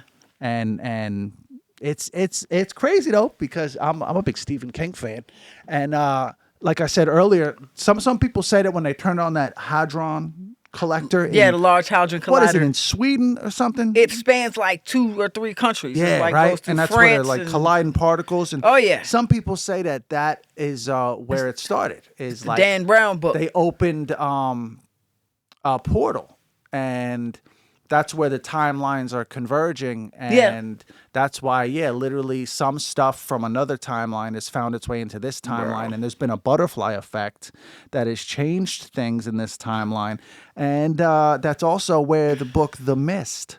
That's where the seen that movie. That's a good one. That's where the monsters come from. Oh yeah. In the book they talk about it. I don't know if in the movie they speak on it, but in the book they talk about it. It's the monsters came from that sort of thing. Right. And they was up there fucking with shit. They opened a portal. And here comes, the big giant, here come the giant wasps, and all those monsters came from an alternate a dimension just on the side of ours. Yeah. And that's where all the mist and everything came from. And some people say that, 2012, right, that something occurred, that actually something did occur, and it shifted shit. But can we? I don't fucking know. I know that. I don't fucking know. But you heard how I pronounced molecular. I don't fucking know. Bro, you got me thinking about that shit that happened a couple years ago in Miami. Oh, the mall thing. That, son. Aliens. Listen. Crazy. Listen. All them cops. I don't. That's what did not make sense to your girl All here. them cops. Like, there's enormous amount of police for some kids in the mall fighting, fighting, and y'all, but they emptying the mall like, oh my god. And then you see a couple of kids say, oh, they was messing with stuff and turning them whatever on, and or some Stranger Things type shit. Yeah. Beings coming out of the fucking. I heard someone say that if you take the coordinates of that mall and you just reverse them, it's actually the coordinates of somewhere in Antarctica. Yes, that's what I was. That's a kind of a funny but simple explanation. Is that like aliens or interdimensional beings aren't perfect? Is that they just basically put the coordinates into whatever they got wrong, and that's why they showed up at the mall rather than where they wanted to show up out in Antarctica at the secret bases. But what are the kids? The kids was messing. I don't know. But that was weird. You know what I'm saying? I mean, that's weird, bro. I remember when it happened, and the amount of cops. The cops. And then they don't talk about it. Not at all. And then the one guy who said, oh man, it was fucking aliens. Then he came on TikTok a couple days later, man, it wasn't aliens. Oh, bro. The amount of cops, it was literally like you could, the shot that I remember, I think it was from a helicopter or something. That weird shit walking back and forth. It was literally, the street was covered in cop cars up and down the street. I've never seen a police response, and I've been around in some situations where there was fights and where there was somebody that had a gun and where somebody was firing a gun. I've been around. I've seen the police response firsthand for situations like that. All the precincts, you're not getting 30 cop cars. They had the chopper, and I don't know. Like, again, even a mass shooting incident. Because some people are like, oh, it's a mass shooting. Even a mass shooting incident, you're not getting that. But it wasn't no mass shooting, dog. Yeah, well, they said maybe like the firecrackers, and they thought it was, right. That's one of the explanations. Okay, but like I said, even a mass shooting, you are not getting that amount. Nobody was calling 911 saying there's a guy in here shooting people. Like, that never happened. But then you got the cops in there denying it. And then my whole thing is this. It's always a weird, grainy video whenever they have something. And I honestly believe that, like, I don't know what I believe anymore. But I don't there's, because of the deep fakes and because of AI, that's the shit that I hate, that now I have to question my own eyes, bro. And like, if I'm not there to witness it myself, then I'm just gonna have to, like, unless there's multiple angles and multiple people. And even then, Even you said, then. if you're not there, you just kind of gotta like throw it in the air. Throw it in the air, because they got that one. They got that one angle of the from above, from the chopper, and it looked like something walking back and forth in front of the mall, bro. Like Yeah. on the step. I said, "What in the entire shit is that?" Yeah. Then what could it? What is it? We don't know. We'll never know because they ain't talking about it. You know what I'm saying? And so it's like like the Mandela effect shit, and like all the people. It's enough to just sometimes drive you crazy. So I think about it. I no, keep going. I'm thinking of silliness. I'm thinking Go ahead. it'd be funny. I'm thinking of a scenario where it's not like something sinister, and and it is literally interdimensional beings, but they just simply made a mistake. They got lost. And they were lost, and then they showed up, and the guy, the big 10 feet tall alien, supposedly that's pacing in front, he's just doing the same thing I was doing when I hit that speed bump. He's just he's cursing at. He's cursing that beetle bop over there. He don't mean any harm.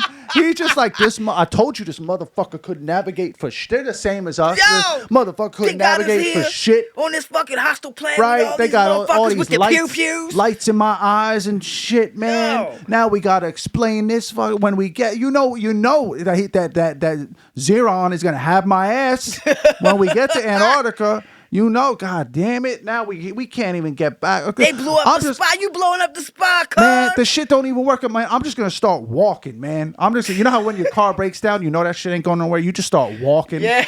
That's what he was. It's just nothing sinister. He just like, fuck. I'm just gonna start. And he's just like, excuse me. I'm sorry. My bad. No, don't freak. I'm sorry. Don't cry. This ain't gonna work. Come on. Let's just get to walking. Yeah. We'll find another portal. I think they got another portal down at the La Pollo Tropical. They keep it in the back. Yeah. Virix runs that thing. Yeah, he's in charge of it. They got this it's not old. This is Michael J. Fox movie. You ever seen The Frighteners? No. Oh man, that's a good one. I think it's good. I know that shit came out in the 80s. No, not in the 80s. No, that sounds like the name late of 90s maybe. Really? Late 90s. That sounds like early 2000s. That sounds like such an 80s title for a movie. Yeah, it was like, you could look it up. It's Michael J. Fox and Jake Busey was in it. That's the first time I ever seen Jake Busey. That's the first time I've heard of Jake Busey. Dang, well, you heard of Gary Busey, right? Yeah, 1996, okay. Yeah, so Gary, I had seen Gary Busey. My first encounter with Gary Busey was that movie Point Break with Keanu Reeves, the surfer movie. Mm-hmm. Patrick Swayze. If you've never seen that movie, great film. Good movie. So you see Jake Busey, and when you see someone, you don't see their name first, but you're like, yo, he looked just like that guy. So that was me when I saw him. I was like, oh, he looks just like his dad. So anyhow, this movie is funny. You made me think of it when you're talking about friendly aliens, because in this film, Michael J. Fox has befriended, he could see spirits. I'm looking at it So right he's now, befriended these guys, and so Interesting. he basically uses them to like make money off of ghost cleaning people's houses. Like he'll go like, all right, yeah, go. These people are rich, so he'll send his ghost friends over there, and they'll start knocking shit over, making shit float, scaring the baby, and then he'll come in. Oh yeah, I've seen this entities before. Well, I'll clean it up, and then they'll pay him, and then he'll go home, and they're sitting in the house with him, like like that. Yeah. And then obviously there's like a villain and it's actually, I don't know, I mean, I thought it was kind of scary, but it was a decent movie, and they had this one like quirky character. I mean, it's in it with rated. a weird bowl cut, and who was from like the government, and he was like super fucking weird. But I used to watch that movie quite a bit as a kid, realizing I was like, the VHS was my babysitter, bro. Like, but I liked movies, and even when I was hanging out with my dad, that was how he and I bonded a lot, like watching movies. Like he used to get like the bootleg movies from the guy on the block for like $2, but he would say, no, these not the ones where they sit in the theater. These are the ones like you'd be watching it, and then every now and then across the bottom of the screen will say, not for a copy, promotional use only. Oh, they would, you know what? I believe those are the videos that they use for like the Oscars. And when it's time to review movies, or because I remember back in the day, I used to get off of like torrent sites what are called DVD rips or Yeah. DVD screeners. And I remember when you download the movie, there was cam. And you didn't want cam because then you got people walking in front of it. But Right. if you got the DVD screener, yeah, it would be a movie that's not on DVD yet, that's still in the theaters, but it would be DVD quality. And that's where I found out those were. Those were movies that get sent to like movie critics. That's what the movie critics get. So this they guy- could critique it in their own home. Yeah, not in the well, this theater. dude, this African dude in Manhattan somewhere on a certain block, yo, he had the plug. Yeah, he had all of yeah. them fucking movies. Shout out to him. He had the copies of the movies, and you could see that he had printed the fucking covers at home, but they was like still quality, but not quite the right colors. They're not the best grade of paper, but he took pride in his work. Like and every now and then, he took pride in his work. You would see one of those ones with the cam that the only way you would have known it was the cam. I put you this way: you wouldn't have known it was the cam had that motherfucker not gotten up almost to the end of the movie. Like the guy must have gotten in there the first show, broke the and illusion. it was I mean, it was just perfectly framed. And it was the movie was $5. You've been watching that movie for an hour and 45 minutes, and all of a sudden you go, wait a minute. Dog, this what? whole time? Yeah, he had a good ass camera. Yeah. Especially back in if we're talking about VHS days, you had to have a nice camera, and it wasn't no phone. It was a nice camera, and that motherfucker was probably big. Big. Like you was in there with the tripod. You had to make an effort. Yeah. You had that shit on the tripod. Yeah. No. You're not buying nothing from no man with the handheld. That shit. Yeah. This moving was, around. This wasn't a handy cam. No. This was a shoulder unit. Yeah. It was a unit, bro. This was a shoulder. This was a unit, bro. This on that small handy cam. It's like I kind of like going to. I used to like going to Walmart looking through the DVD bins. Yeah. Like they used to be my shit because you could get some dope movies for like $5. I loved looking through them. And I still got my PlayStation so I could watch movies because it was like, where are we watching these anymore? Like they've no more DVD drives on the computer. You know what I'm saying? Because this is another theory. They're trying to eliminate physical media because they want everything to be a subscription model. Right. They want people you to own shit. nothing. No. Yeah. And and that they at any moment can cut you off from everything, which is, I've always loved physical media. Yeah. Since way back in the day, but even more so now. If I like a movie, I make sure to buy it on, it's Blu-rays now. I make sure to buy the Blu-ray. I make sure any game, the only game I ever downloaded was the game I'm playing now, Fallout 4, and that's because it came out 10 years ago, and getting a hard copy of that is really tough. But it also comes in handy. I remember when we had the hurricanes in Florida that would come in. When the hurricanes would come in Florida, I remember one time the power went out, the power was still on, but the internet went down hours before we got hit with the brunt of the storm. And so the internet went down. We didn't have internet. And basically, I was the one. I took out all my old DVD movies because everyone else just had Netflix and Hulu. When that internet went out, had nothing. And we were watching my movies in the Blu-ray player. And that was our entertainment for the day until the power went out that night. Yeah. I think people would lose their fucking minds. Some people would lose their minds if they couldn't use their internet.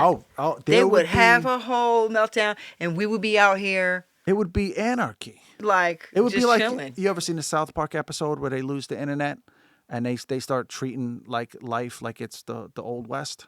They start acting like it's the Old West. Oh my God.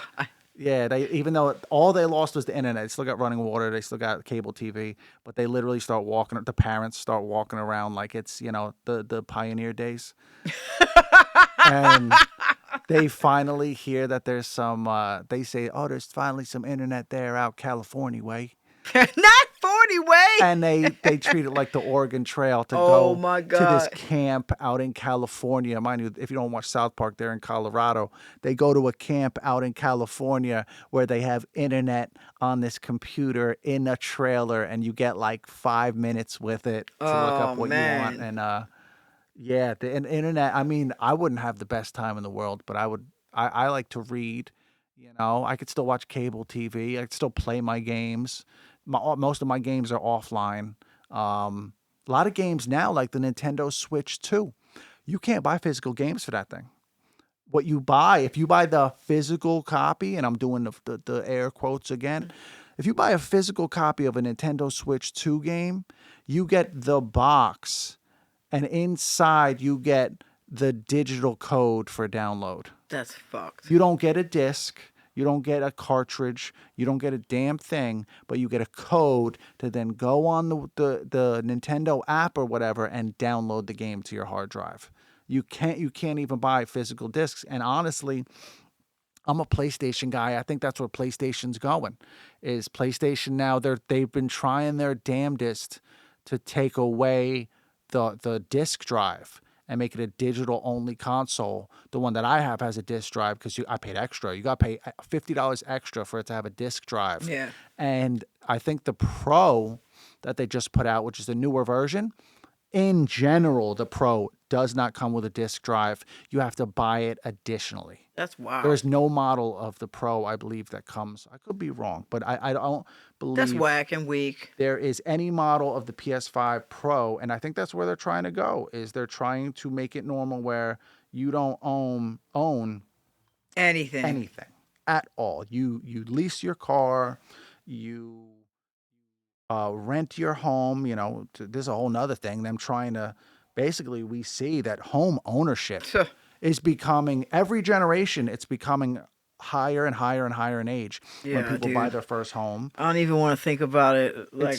it's like really discouraging. Yeah, the PS5 does not include an internal disk drive, but you can buy it additionally. So there's no model of the PS5 Pro that comes with a disk drive because you're going to own nothing. You're going to be happy with it. Yeah. There's a game called Cyberpunk 2077 that's very interesting. I think I've spoken about it. One of my favorite games that takes place in 2077, and the picture of society that you live in that game. It's an open world game. You live in a city called Night City, and the world that they have there is very kind of foretelling, I think is the right word, of where we could be going as a society. At that point in society, like real meat is only for the ultra wealthy. Everyone else eats scop, it's called, which is basically mealworms ground up into. That's disgusting, bro. It's basically kind of like soy, but it's like mealworms ground up and then flavored like meat. And that's what everyone eats. They're just like, oh, I'm going to get scop. I'm going to get a scop. Like green is people. Yeah. That's like that movie. Did you watch that movie, the Cloud Atlas? Did you ever watch it? I got to watch it. I'm not going to spoil it for you. I got the day off tomorrow, and you keep on referencing it, and I need to watch it. I still got it. It's sitting right on my entertainment center. I'm not going to spoil it for you because there's a part in it where it was like a little bit shocking, you know, because it's one of those films where it's like there's different layers to it. Yeah. And it's one of those where after you watch it, hold on to it because you might want to watch it again. It's one of those you going like, oh, I gotta watch this again. I'm gonna. I got the day off tomorrow, so I think I'm gonna check it out. I got the day off. I really got nothing. It's a good one. I might take the car to the car wash. But, I take my car to the car wash too. That's one thing I noticed about New Jersey. New Jersey got a lot of car washes. They got a lot of car washes and I enjoy washing my vehicle. Don't get it twisted, but it is kind of time consuming. You got to plan a day to wash the car. Yeah. Even if you're not taking all day, you just washing the outside rinse. It don't never feel right unless you go inside and you doing it you vacuum and you detail. It's tough to wash your car if you don't live in like a house of your own. Right. You live in an apartment. You live in a duplex or whatever. It can be tough to wash your own car. Yeah. Like I don't think I've washed my own car since I've lived like in my own house, like as a teenager. Mm-hmm. At this point, though, I take it to this place called J&C Auto Spa in Edison. It's a little expensive, but I take it there because they do a hand wash. They do a hand wash because a hand wash, you won't get scratches. Whereas sometimes you take it to these drive-through car washes that got these things going all around. Those things, they're not cleaning them after every time. So they got dirt on them and they're smacking your car. You could get scratches on it. So you talking about that spot over there by Patel Brothers? You talking about it? Might be. It's in the back of an Exxon. In back of an Exxon over there where all the Indian spots are? Yeah, it's in Edison. I know what you're talking about. Yeah. I tried to go over there one time. He's talking about, oh, can I get your number? It's a line right now. And I'm like, you got to call me back for the car wash? Well, I'm not even playing with you. Like, it's like that. That's how good these guys are. Everyone takes people take all their high-end cars there. And I remember, I was like, this is where it's at? Because it's one of them little car wash bays in the back of a little Exxon. And it has like a little sign that says J&C Auto Spa. Wow. And one guy, and he takes the payment on a phone. And so use a credit card. I didn't get wronged by him. I shouldn't, he's done right by me. But use a credit card if you got one. And yeah, if you don't, I usually end up going there. How much is it? How much did you charge? I paid 45. Damn. And I think it's worth it. And I'll tell you why. But I heard they wash your undercarriage too, bro. They wash your undercarriage, and they actually wash it. Some of these places will say they wash your undercarriage. They don't really wash it. They just say they do, run it through. And what are you going to do? Check? Right. Like, there was a place, I'm not going to name them, but I watched it because it was a hand wash place, but it went through like a tunnel. And I watched it, and the whole time I'm like, I don't see anywhere where they are washing the undercarriage. And then I went up and I said, where actually is the undercarriage getting washed? And they're like, oh, it's this thing right here. And it was this little arm that came out underneath, and it only came out halfway underneath the car on one side. And then I watched it, and I didn't see that thing turn on. Damn, yo, he wasn't even trying to wipe your ass, your ass crack, the bro. ass crack of my Avalon, man. Yeah. When I pull my car up, make sure you wipe her ass. All right, Oh, get what? underneath there, so. Yeah, when I went to JNC Auto Spa, they do it by hand. They take like these things, they look like rakes, and they put them underneath the car by hand, and they do the whole side. There's one person on one side, and there's one person on the other side, and they do the whole joint underneath to get all that salt and shit out of there.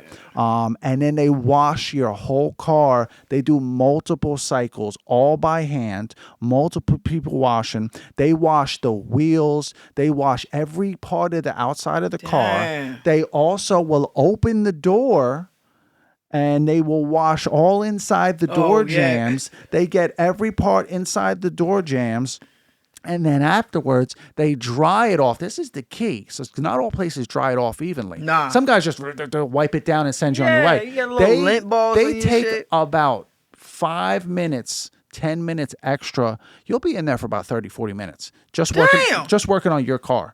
Wow. And they will take out the red, and they will just dry it for about 10 minutes. First, they'll wipe it all down, right? And then they do first it goes through a blower. Then they wipe it all down with the microfiber rags. And then when they're done, they take little air guns. Little tiny, they look like pens, but they're little high pressure air guns, and they go inside the crevices of like your mirrors Get the water and get out. all inside there That's to make sure when your car crazy. pulls off that lot, it is bone dry. And there's no water streaks. So that's why I say the $45, they do a great job. Hey, you give me a little air gun. I'll shout pay out- $45, Shout bro. out to everybody at JNC Auto Spa, man. They took care of me. I tipped them like $20 additional because I thought they did a great job. They were super cool, super nice. I felt bad for one guy though. The guy in front of me, he had like a dark, like an electric blue Volkswagen. Young guy, right? Probably in his 20s or even a teenager. And it was tinted. It had rims on it, and a little lip kit on the bottom, right? Yeah. Nice car. He went through the thing, and he got that thing all washed. And then as he pulled off, they have the curb next to the car wash when you pull out, and I heard it. My man just ate that curb out of the. He wasn't going fast, but we all heard it, and we looked over, and the whole side of that side skirt on his car all scratched to shit. Come And I remember he on. got out, and he was looking at it, he was bending down. I felt for him, man, because man. just because he maybe wasn't paying attention. Again, stay present in the moment. Exactly. And he fucked his shit up on that curb coming out of the car wash, man. Boy, I felt for him, man. I hope he's doing all right wherever he is. Yeah, Because me too. I know I would be out there. I'd be tight. Curb building motherfucker. You know, who's the mayor? Edison. Who's the Fuck mayor you. of Edison with these fucking curbs, Oh, man? God. Jumped out at me, man. You know. That curb wasn't there before. Who put that here? You rat bastards. Hell yeah! But so how many countries now we got people listening to us? Are you checking? I don't know. Look real quick before we wrap it up. Let me 'cause see. Yo, like I know we've been a little less than last year. You know, life is lifing. Yeah. But you know, you've still had in a here. lot. I feel like you've had a lot of a lot of good gigs going on. Yeah, Lately, gigs. I right? just was in Hawaii a couple weeks Yeah. ago. Ran a half marathon, bro. That was the first time in my Shout life out to you doing for that. that. You've been. Yeah, wife did a full marathon, so I got a lot of shows coming up for the summer. But I like doing this, so Say? Let's. Do you know the shows you got coming up? Maybe oh shows. list Oh them for the man. people. They want to So come I see you think the perform. the next one is June 5th, I believe. It's a Friday. I'm actually performing at the Boston Dyke March. It's the first time I ever doing something right. Exactly. A hell of a So name. that'll be So they marching, and right when they come back in, I'm gonna be doing my set. So that'll be cool. And then let's see, June 13th, me and the band are doing the Earth Vibes Festival, which is in Farmingdale, New Jersey, and that's Monmouth County, and that's like a camp out type thing. Okay. So we're excited about that, and that'll be the first time that we'll be performing with some, what's up? What you looking at? Shout out to Vietnam. What's Vietnam doing? I'm looking at some of these statistics here, right? Of what? Of the episodes and What episodes? of the podcast. Oh, okay. I'm And, just like, you see my short term. That's that menopause brain. I forgot what the fuck he was looking at. Yeah, I'm looking at the episode. People in Vietnam is fucking with us. Yeah, big time. Hey, I'm looking at this. The Vietnamese. The last episode, the F word, has 40 downloads. It has seemingly, it's kind of difficult because it has downloads by episode and then it has episode totals. The episode totals, the most popular episode is Love and Baby Wipes by far, which great episode. If you are new to the podcast, I always tell people you want to listen to one episode, Love and Baby Wipes is the one that my family and friends have always said is fucking hilarious. A good introduction.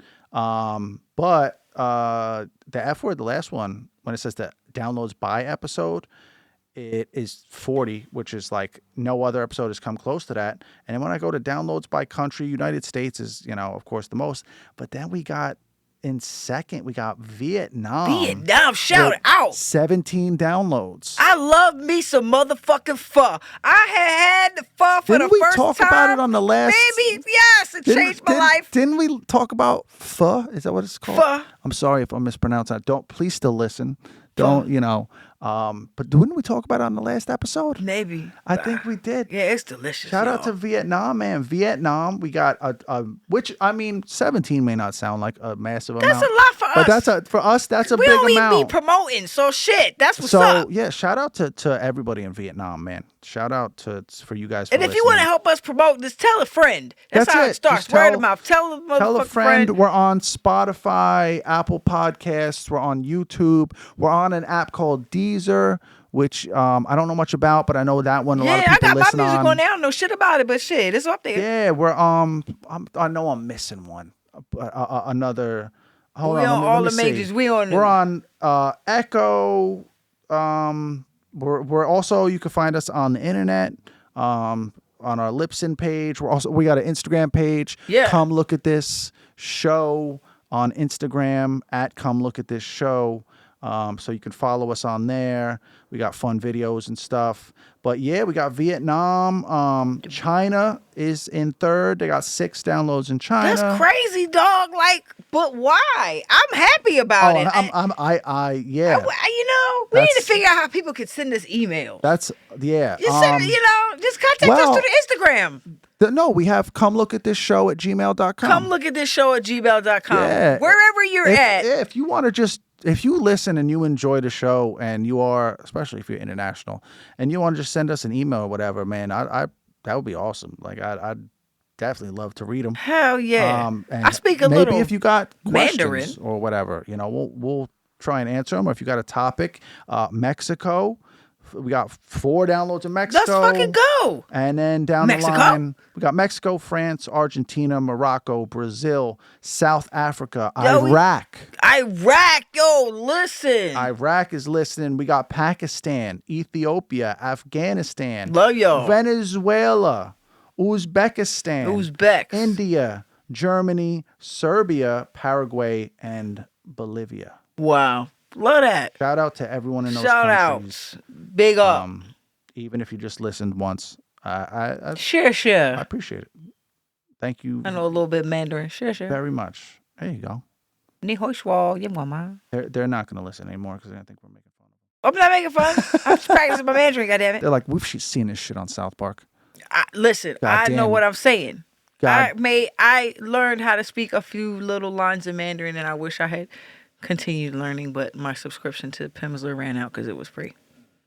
But the Pimsleur method actually works pretty good. And we have all time. We're almost at 1,000 downloads all time. We got Love that. 752. Fuck yeah. Oh, well, listen, we awesome. are here because we like to just sit around and talk shit. Talk shit. That's all it is. And you really. here listening because we decided to stick microphones in front of our face while we do it. And thank you for listening to us ramble. Sometimes incoherently and us mispronounce words. I appreciate that. Yeah. It's wholeheartedly. The humanness of it all. Genuinely. Trying to just let y'all know, however y'all feeling, you're not alone out here in this world. No, we all have the same feelings, and your feelings are valid. They're valid, and you got things to say. Going back to the beginning, everybody, you got things to say. Express yourself. As long as you're not one of them rage baiting bastards on the internet. Yeah.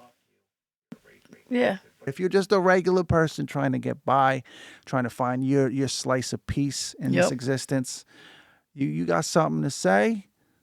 Always treat people with respect. And express yourself. As my Muslim brothers would say, peace be upon you. Peace be upon you. I think it's assalamu alaikum. Assalamu alaikum. I love that. I love, because I in general, I'm like, man, what can I tell people? I love to just wish people peace. I wish you peace, man. I wish you peace. And then I was like, didn't some of my Muslim brothers? Yep. Yeah, peace be upon you. Assalamu alaikum. So peace be upon you, everybody, and have a. It's an evening now, so I'm gonna say have a great evening. Raina, you got whatever time of day, whatever time of day you're enjoying. Enjoy the rest of your time, and remember, be kind to yourself and each other. Since I'm embodying Jerry Springer right now, don't throw a chair at me, in the bitch. end, right? Here, so that talk to yourself like you would talk to a friend. Talk to a friend. That's what you say. Talk to yourself. Talk to yourself like you talk to a friend. Exactly. And we'll catch you in the next episode of Somebody Come Look at This.